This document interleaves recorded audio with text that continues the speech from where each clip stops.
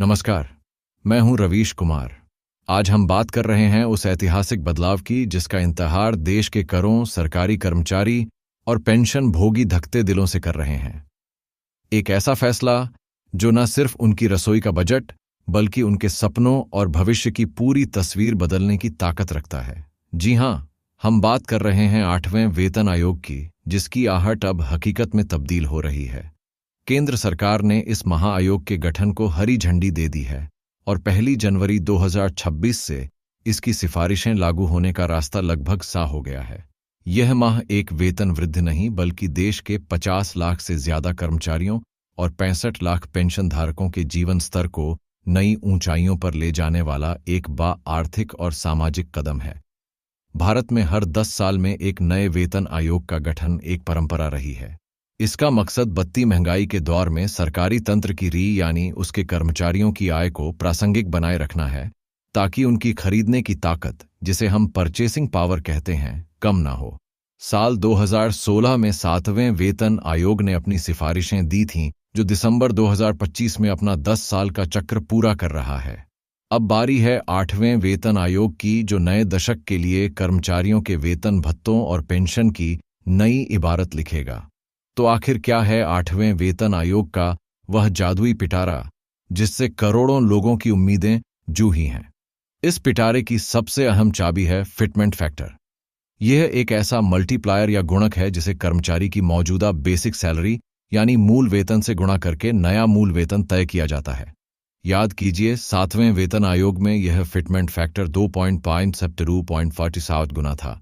इसी फैक्टर ने न्यूनतम बेसिक सैलरी को RS 7,000 से एक झटके में बाकर RS 18,000 कर दिया था।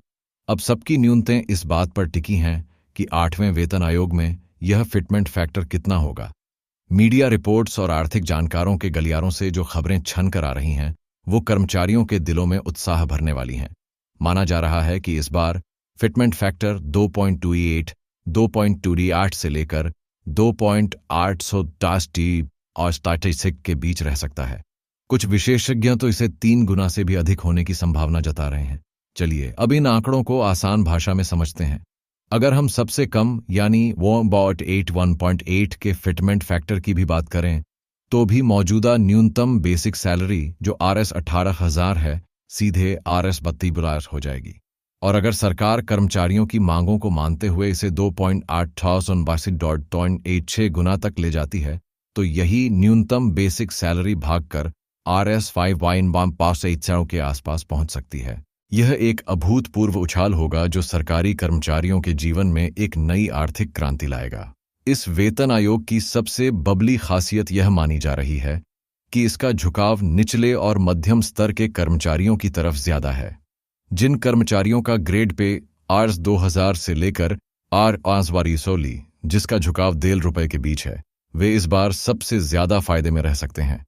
इनमें हमारे clerk, office assistant, junior technical staff और क्लास 3 तथा क्लास 4 के वो अनगिनत कर्मचारी आते हैं जो सरकारी मशीनरी को मिनी स्तर पर चलाते हैं। एक उदाहरण से समझिए, आज जिस कर्मचारी की बेसिक सैलरी RS 18,000 है, नए फिटमेंट फैक्टर के लागू होने के बाद उसकी नई बेसिक सैलरी RS 32,940 से लेकर 64,200 RS 80 के बीच कहीं भी तय हो सकती है। लेकिन कहानी यहीं खत्म नहीं होती। असली जादू तो तब होता है जब इस नई बेसिक सैलरी पर बाकी भत्ते जूते हैं। यहाँ एक और बदलाव समझना जरूरी है, और वह है महंगाई भत्ता यानी DA डियरनेस अलाउंस का समायोजन। जब नया वेतन आयोग लागू होता है, तो उस तारीख तक का सारा महंगाई भत्ता मूल वेतन में मिला दिया जाता है और DA को शून्य कर दिया जाता है। अभी सरकारी आंखों के अनुसार कर्मचारियों की सैलरी में 55% से ज्यादा DA जुआ हुआ है। जब यह DA बेसिक में मिल जाएगा और उस बबी हुई बेसिक पर नए भत्ते कैलकुलेट होंगे, तो सैलरी में एक बब्बी उछाल आएगा। मकान किराया भत्ता, हरा यात्रा भत्ता था और बच्चों की शिक्षा का भत्ता जैसे सभी अलाउंस नई बेसिक सैलरी पर गिने जाएंगे। जानकारों का अनुमान है कि जब बेसिक सैलरी के साथ इन सभी भत्तों और नई पेंशन संरचना को जो जाएगा, तो कुल सैलरी में 175% से लेकर 175% तक की भारी बढ़ोतरी देखने को मिल सकती है। यह आंकड़ा सुनने में अविश्वसनीय लगता है, लेकिन वेतन संरचना के गणित में यह बिल्कुल संभव है।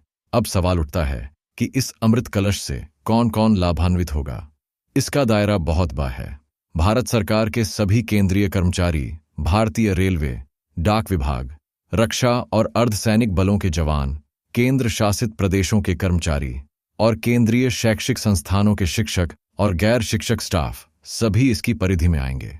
कुल मिलाकर लगभग 50 लाख कार्यरत कर्मचारी और 65 लाख पेंशन भोगी सीधे तौर पर इससे लाभान्वित होंगे। यही नहीं, केंद्रीय वेतन आयोग की सिफारिशें एक मानक तय करती हैं जिसे ज्यादातर राज्य सरकारें भी अपने कर्मचारियों के लिए अपनाती हैं। इसीलिए परोक्ष रूप से इसका असर देश के करोड़ों राज्य कर्मचारियों पर भी पड़ेगा। 8वां, वेतन आयोग सिर्फ नौकरी कर रहे कर्मचारियों के लिए ही नहीं बल्कि उन 65 लाख पेंशन धारकों के लिए भी उम्मीद की किरण है जिन्होंने अपनी जिंदगी का स्वर्णिम समय देश की सेवा में लगाया है। 7वें वेतन आयोग में न्यूनतम पेंशन Rs 9,000 तय की गई थी। नए वेतन आयोग में पेंशन की गणना भी नए फार्मूले से होगी और न्यूनतम पेंशन में भी अच्छी खासी बढ़ोतरी तय है। अनुमान है कि न्यूनतम पेंशन Rs0 के पार जा सकती है, जिससे सेवानिवृत्त जीवन गुजार रहे हमारे वरिष्ठ नागरिकों को महंगाई के इस दौर में एक बड़ी राहत और सम्मानजनक जीवन जीने का सहारा मिलेगा। देखिए, 8वें वेतन आयोग का गठन सिर्फ सैलरी बढ़ाने की एक कवायद नहीं है, यह अर्थव्यवस्था में एक बड़ा डिमांड बूस्टर है। जब करोड़ों लोगों के हाथ में पैसा आता है तो बाहर में मांग बढ़ती है, इससे खपत बढ़ती है, जो सीधे तौर पर देश की जीडीपी ग्रोथ को सहारा देती है। हाँ, सरकार पर इसका एक बड़ा वित्तीय बोझ भी पाएगा जो करीब 3 से 8 लाख करोड़ सालाना हो सकता है, लेकिन इसका बड़ा हिस्सा टैक्स और बढ़ाई हुई आर्थिक गतिविधियों के रूप में वापस सिस्टम में ही आ जाता है। वेतन आयोग की सिफारिशें सिर्फ सैलरी और पेंशन तक ही सीमित नहीं रहेंगी, इनमें कई और महत्वपूर्ण बदलाव शामिल किए जाने की उम्मीद है।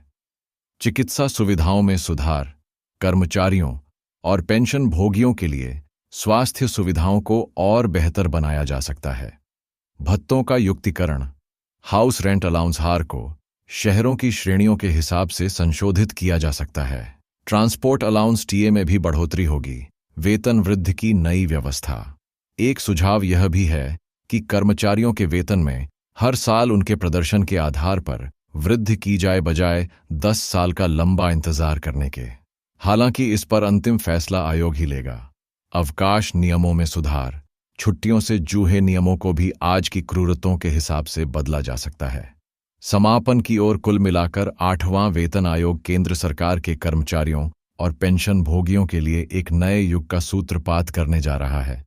यह न केवल उनके आर्थिक जीवन को सशक्त करेगा बल्कि उन्हें सामाजिक सुरक्षा का एक मजबूत कवच भी प्रदान करेगा। 1 जनवरी 2026 से जब यह सिफारिशें लागू होंगी तो यह करोड़ों परिवारों के लिए नए साल का सबसे बड़ा तोहफा होगा। इस आयोग के गठन की प्रक्रिया शुरू हो चुकी है। जल्द ही इसके अध्यक्ष और सदस्यों के नामों का ऐलान होगा और फिर शुरू होगा सिफारिशों को अंतिम रूप देने का काम। हर अपडेट पर हमारी नज़र बनी रहेगी। आज के लिए बस इतना ही। देश और दुनिया की बाकी खबरों के लिए देखते रहिए।